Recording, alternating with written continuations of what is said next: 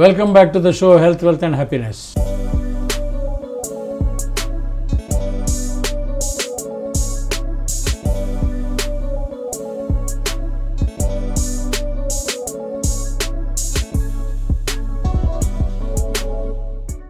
ఈనాడు ఆర్థికపరమైన అంశాలు మనతో మాట్లాడడానికి మనతో పాటు ప్రొఫెసర్ వినాయక్ రెడ్డి గారు ఉన్నారు. ప్రొఫెసర్ వినాయక్ రెడ్డి గారు కాకతీయ యూనివర్సిటీలో ఎకనామిక్స్ ప్రొఫెసర్. నమస్కారం వినాయక్ రెడ్డి గారు. నమస్తే. ఇప్పుడు మోడీ ఏం చెప్తున్నాడు, మాటికి ఏది 25 కోట్ల మందిని పావర్టీ నుంచి తీసుకొచ్చినట్టు చెప్తున్నాడు. దానికి శాస్త్రీయమైన లెక్కలైతే ఇప్పటి వరకు ఇంకా లేదు. ఆయన ఏమంటాడు, సబ్కా సాత్, సబ్కా వికాసు, సబ్కా విశ్వాస్ అని ఇవన్నీ చెప్తూ ఉంటాడు. 2047 కల్లా మనం 5 ట్రిలియన్ ఇవన్నీ మాటలు చెప్తున్నాడు. కానీ 25 కోట్ల మందిని పావర్టీ నుంచి వెళ్ళి ఏ రకంగా మీరు తీసుకొచ్చారో అనేది చెప్పాలి. ఇప్పుడు మీకు గుర్తుండే ఉంటుంది, ఒకసారి మధ్యప్రదేశ్ లోపల ఒక విలేజ్ ఆమెకి ఏంటంటే ఈ ధన్ యోజన అనేది ఖాతాలు ఓపెన్ చేయటము, ఈ రకరకాలైన కార్యక్రమాలు పెట్టాడు. ఆయన డైరెక్ట్గా ఒక ఆమెతోటి మాట్లాడి ఆమెకి ఇల్లు ఉన్నట్టుగా, ఆమె ఈ గవర్నమెంట్ స్కీమ్స్ ద్వారా ఆమె ఇన్కమ్ డబుల్ అయినట్లుగా ఆమెతోటి మాట్లాడించారు. వైర్ అనే సంస్థ వాళ్ళు ఆ ఊరికి పోయి ఎంక్వైరీ చేశారు. ఎంక్వైరీ చేసి ఆమెకు ఇల్లు లేదు. ఇల్లు లేకపోవడమే కాకుండా నీ ఇన్కమ్ ఎట్లా పెరిగిందమ్మా అని ప్రధానమంత్రి అడిగినప్పుడు ఏం చెప్పింది ఆమె, ఈ అమెచ్యూర్ అని మామిడికాయలతో ఉంటుంది చూడండి, ఆ బిజినెస్ వల్ల నా ఇన్కమ్ పెరిగిందన్నది. అక్కడ పోతే ఆమె ఆ బిజినెసే చేయట్లే. అంటే నేను అనేదంటే స్టేజ్ మేనేజ్డే తప్ప వాస్తవికంగా జనం యొక్క ఆదాయం పెరిగి నిజంగానే పావర్టీ లైన్ పోలే. ఇప్పుడు మల్టీ డైమెన్షనల్ పావర్టీ అని అంటారు. మల్టీ డైమెన్షన్ అంటే అసలు వాడికి ఆదాయమే ఉండదు. ఆదాయం లేనప్పుడు వాడు ఇన్ఫ్రాస్ట్రక్చర్ పెంచుకోలేడు, ఆహార పదార్థాలు కొనలేడు. ఇప్పుడు మీకు ఎందుకంటే ఇందులో యుఎన్ వాళ్ళు రిపోర్ట్ చేసిందేంటి, 73% ఆఫ్ ది ఇండియన్ పీపుల్ వాళ్ళకి సరి అయిన ఆహార పదార్థాలు అంటే పోషకాలతో కూడిన ఆహార పదార్థాలు అందట్లేదని వాళ్ళు ఆయన క్లియర్గా రిపోర్ట్ చెప్తున్నాడు. మరి ఇప్పుడు 25 crores ఎక్కడి నుంచి వెళ్ళి ఈయన తీసుకొచ్చాడు బయటికి. అంతా కూడా ఇలాంటి వైరుధ్యాలు బోల్డ్ అన్ని వినటానికి చూడటానికి మనకు కనపడతా ఉన్నాయి.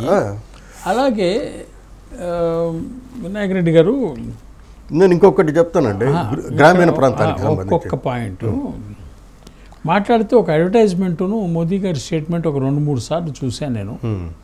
80 కోట్ల మందికి 5 కిలోల ఆహార ధాన్యాలు ఉచితంగా ఇస్తున్నాను కరోనా నుంచి అన్నారు.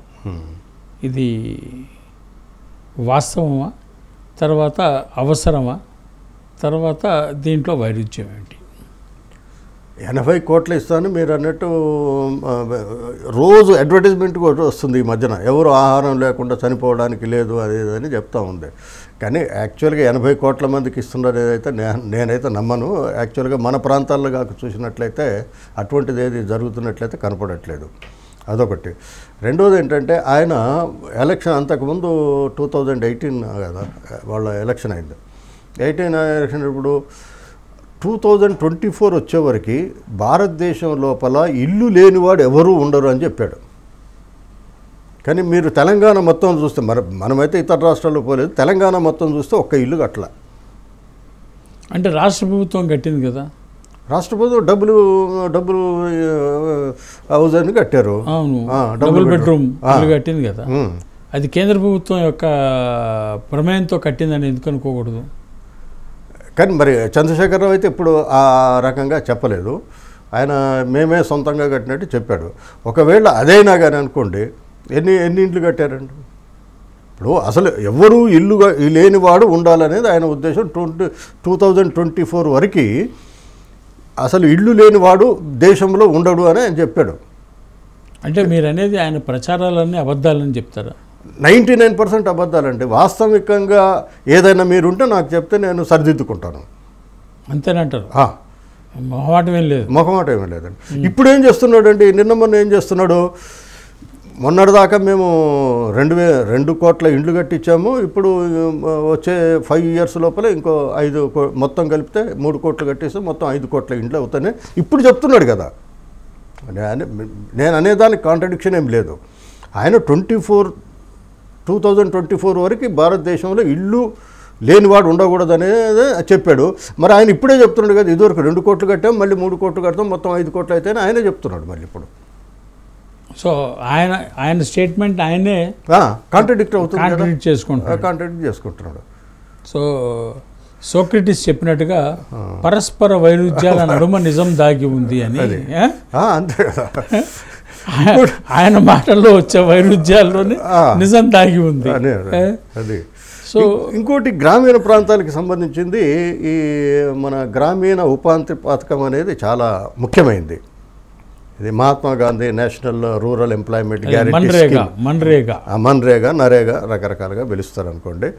దాంట్లో మీరు కాక చూసినట్లయితే 2021 లోపల వీళ్ళు అలాట్ చేసింది 61,500, కానీ ఖర్చు పెట్టింది మాత్రం 1,11,170 కోట్లు ఖర్చు పెట్టారు. కానీ దాని తర్వాత కాక మీరు చూసినట్లయితే 21-22లో 73,000 crores అలాట్ చేశారు, కానీ ఖర్చు పెట్టిందేమో 98,000 పెట్టారు.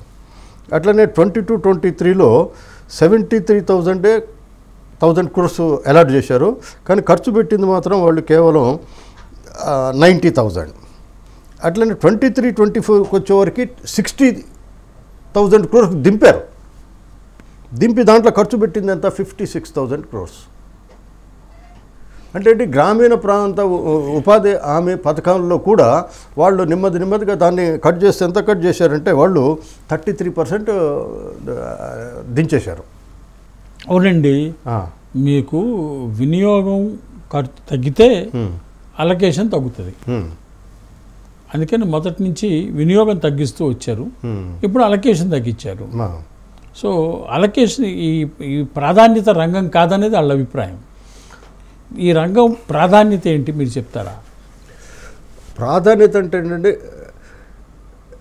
గ్రామీణ ప్రాంతాల లోపల ఇప్పటికే వ్యవసాయ రంగంలో ఏంటంటే అవసరమైన దానికంటే కూడా ఎక్కువ మంది పనిచేస్తున్నారు. వాళ్ళకి సంవత్సరం మొత్తం కూడా పని చేస్తున్నారంటారా? ప్రచ్ఛన్న నిరుద్యోగిత అంటాం దాన్ని. ఇప్పుడు నాకు ఒక 2 ఎకరాలు ఉందండి, నాకు 2 పిల్లలు ఉన్నారు. దేశం ఏం చేయాలి? ఇండస్ట్రియల్ అభివృద్ధి చేస్తే లేదా పట్టణాల్లో అభివృద్ధి అయితే వీళ్ళు పోయి పట్టణ ప్రాంతాల్లో కానీ లేకపోతే ఇండస్ట్రియల్ సెక్టర్ లోపల ఉద్యోగాలు సంపాదించుకుంటే ఓకే, అంటే వాళ్ళకి ఉపాధి దొరకాలి. కానీ ఇప్పుడు ఏమవుతుంది, మన దగ్గర గ్రామీణ ప్రాంతాల్లో చూసినట్లయితే ఉపాధి లేక, చదివిన ఉపాధి లేక ఏం చేస్తున్నారు, అదే తండ్రి దగ్గరనో అన్న దగ్గరనో వాళ్ళ దగ్గరనే వ్యవసాయంలో పార్టిసిపేట్ చేస్తున్నారు. కానీ వీళ్ళ అవసరమే లేదు, కానీ ఏదో ఒక పని అని వాళ్ళు దాన్ని ప్రచన్న. దాని అర్థం ఏమిటంటే వ్యవసాయం మీద ఆధారపడే కుటుంబాల సంఖ్య అన్యాయంగా పెరుగుతుంది. పెరిగినప్పుడు ఈ మన్మోహన్ అప్పుడు వాళ్ళు ఏం చేసినట్టే గ్రామీణ ప్రాంతాల లోపల అసంతృప్తి పెరిగితే అశాంతి వచ్చే అవకాశం ఉంటుంది కాబట్టి గ్రామీణ ప్రాంత ప్రజలకి ఉపాధి కల్పించడానికి కోసం ఈ పథకాన్ని పెట్టి ఏంటంటే ఈ కమ్యూనిటీ అసెట్స్ని పెంచాలి. అంటే ఇండివిజువల్ కాకుండా కమ్యూనిటీ అసెట్స్ పెంచాలి. దానికి వాళ్ళు రకరకాలైన ప్రోగ్రామ్స్ ఇచ్చారు. అంటే చెరువులు తవ్వడం అనుకోండి, కాలువల్ని ఇప్పుడు కాలువలు మనకి కాంట్రాక్టులకు ఇస్తారు. కాంట్రాక్టులకు ఇచ్చే బదులు వీళ్ళని ఉపయోగించినట్లయితే చెరువులు బాగైతాయి, కెనాల్స్ బాగైతాయి. గ్రామీణ ప్రాంతాలలో ఉండే ఏవైతే సమస్యలు ఉంటాయో వాటి వీళ్ళ ద్వారా చేయడం, మిషనరీ లేకుండా. అది కూడా. ఇప్పుడు ఒక చిన్న బ్రేక్ తీసుకుందాం.